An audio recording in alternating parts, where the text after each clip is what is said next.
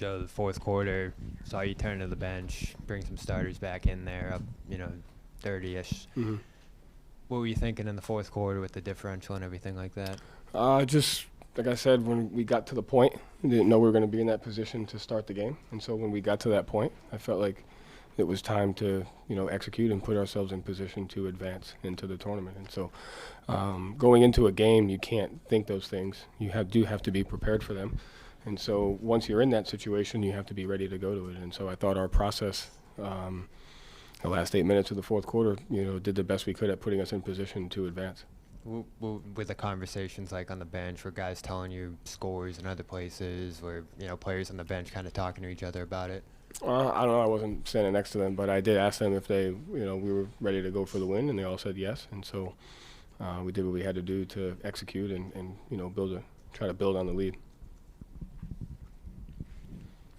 Joe, what went into? Was this a new line of thinking? Like you like to challenge yourself. You like to think the game. Was this something that really got you going when it got into? Once it got to that, and you started playing the that math game, and like your possessions were like 0.0 points per possession because they missed 2 free throws. Like that stuff gets me excited. Like low points per possession on defense, the process towards winning, finding small ways to try and win. Those things are cool. And so like, it's not that I don't think the in-season tournament's fun or it's important, but there's a process. Like you go back to the Orlando game, like. Are we going to rebound just because it's an in-season tournament game? Like, I don't want our guys to have that type of mindset or that type of environment. We have to rebound every single game. And so if we truly care about winning in the process towards winning, we'll do it in a preseason game, in an in-season tournament game, a regular season game.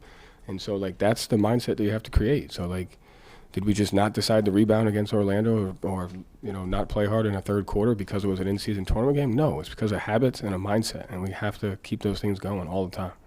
Did you tell yourself, like, Joe, this isn't important, then suddenly it became important, or were you not telling us the truth? Like, what went from It's a process. Yeah. It's a process. So I took in all the information, and I didn't handle it emotionally, and I sat it and stored it in whatever part of my brain that stores information. And I waited to see if I was going to need it or not. And so, like, I don't know going into a game that we're going to be up 23. We could be down 15 because that's a distraction because we're trying to be up 23. And then you're going to be like, was your team distracted by the 23-point lead? And I'm going to have to be like, no, Gary, they weren't, when they really were. And so, like, you have to eliminate distractions and focus on winning in the process towards winning. And so that's the most important thing. And so our team was focused on winning. And then and what I love about our team is we've sucked in the third quarter, and we didn't today. And then they call a timeout at 7 minutes to go, and we go on another run. And so we were able to build mental resilience while having a lead. And then we did it again at the start of the fourth quarter. And so, like, that pocket of the game is super important for the longevity of our team because we have to be better at playing with leads and playing when the game is technically when we think it's over. And so, like, that part is important. And then so when the process brings you to, okay, you're at 30, what do you want to do? I want to get stops. So then you do what we did, and I apologize to Andre Drummond for doing that. But it gave us the best chance considering the circumstances we were in. Joe, well, I mean, it's official because Brooklyn won, so you guys have advanced. So I guess congratulations on that. So without worrying about it, we advanced. Think about what the process does. Look at that. Process over results. What was the conversation you were having with Billy Donovan there at the half? It was just it wasn't necessarily a miscommunication, but we had a guy on our staff sitting near the bench once I told him don't talk to me until at the point where it's necessary. And so once it got to 30 at the start of the fourth, we started communicating on what the Brooklyn game was going and what the deficit was. And so when I started to hack a Drummond, Billy thought we had to win by 22, but he didn't know the ramifications of what was going on in the Brooklyn-Toronto game. And so I just had to explain to him, this is what our people are telling us. This is what we have to do. This is the process towards protecting our lead. It gives us the best chance to win in advance. And so credit to him for understanding that. How weird is it to be in this situation? I mean, normally you just go up, you win, you build a lead and you win. And you're having a conversation with a coach in the middle of the game about why you're winning by so much. I mean, how weird is that for you? I mean, it's only weird because it's new. Like, to me, it's just weird because it's new. It's different. 5, 6 years. Like, you go back, like, I truly love watching the European tournaments and the style that they have. And so, like, 5, 6 years from now, this is going to be, like, just normal. And so it's only weird because it's new, and people have to get used to that. And so but you have to be able to do both. Because it's new, you can't be distracted by it to where you lose games because you're worried about point differential. Like, you still have to win the game and do all the little things that take it. So it's both. So it's just weird because it's new. But you see other leagues around the world do it, and I love watching it. So I know 3, 4, 5 years from now, if I'm still in this thing, I'll be happy to be a part of it. It's just people have to get used to it, But most important thing for me is protecting our players' mindset, not getting distracted towards a point differential where it's like we have to build habits and a mindset all the time. And we advanced without talking about it. Joe, a question about Drew's defense. One of the first plays of the game, I think White was trailing DeRozan over a screen, kind of lost him, and Drew just switched on to DeRozan. Yeah. DeRozan seemed to have no idea what to do with that. White even looked confused. Seems like Drew is kind of getting the confidence to just make all sorts of random plays that people don't see coming on defense. So how do you feel like he's doing with that, and how the rest of the team is learning how to play with them? The last 2 games, I felt like a true connectivity on our defensive end. And so the key to our defense is everybody has to like defense. You can't have a good defense unless people like playing defense. And so starting from the top, all of our players like defense and know it's important, and they care about it. Our best players care about defense. And they're all a Swiss Army knife because they all can guard different positions. And so tonight it was Drew's turn to, we didn't start him on Vucevic, we didn't start him on DeRozan, we didn't make him do that. We kind of put him on another player to where he could be a free safety and go make plays and raise hell in our shift activity. And so he kind of tonight was the catalyst towards our weak side defense because of his activity and his ability to not have to worry about an all-star. But be able to just kind of roam and play free safety. And so it just adds a layer to our defense. But it starts with the buy-in from our team. Joe, you spoke about the importance of habit building. How does having an in-season elimination tournament affect that?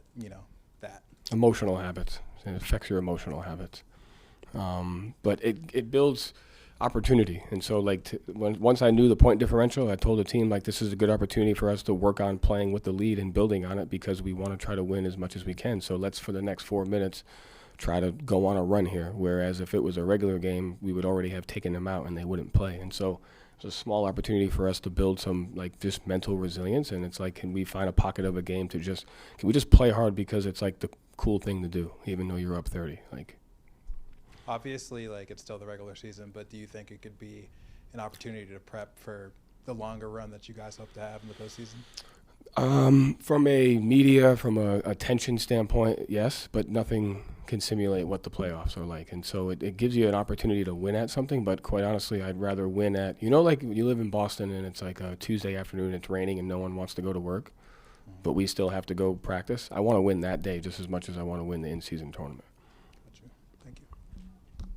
Kind of along the lines of that fourth quarter, I know you trust all your guys and believe you can win with anybody, but there's a reason you left Jason and Jalen in as long as you did. Mm-hmm. At the same time, there was a point you took them out with 2 minutes left, and then they cut it, I think, to 25, which is kind of right on the edge. What led you to that process? I felt like we did the best we could at trying to build it, and I was and once I saw Jalen dive on a loose ball, I was I saw enough. We don't need people getting hurt. And then I also like that we kind of put in that speed lineup of Peyton's Fee, Sam, and Delano to where maybe we can get a turnover for a transition. Maybe we can go on a 6-0-1 with a couple threes, Luke's offensive rebound. So I just wanted to change up.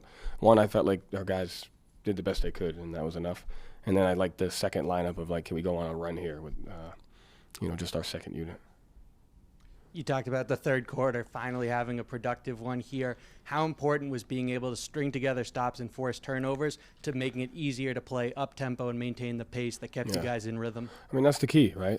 You can call it what you want, but at the end of the day, there's times when human nature comes in and you get bored and you start to deteriorate from your habits, or you take your execution for granted or your shots for granted. Tonight, we didn't do that, so we have to find a way to capitalize on that. When you're up 30, fighting over the screen is just as important as if it's a tie game on an ESPN game and stuff like that. So all those little habits are teaching points that we have to try to get to. That it's easy to say that human nature doesn't kick in, but it does. And so for that stretch tonight, we just kept playing. And so we gotta really, that was a win for us. Presented by your New England Ford dealers. Built for America. Built Ford proud.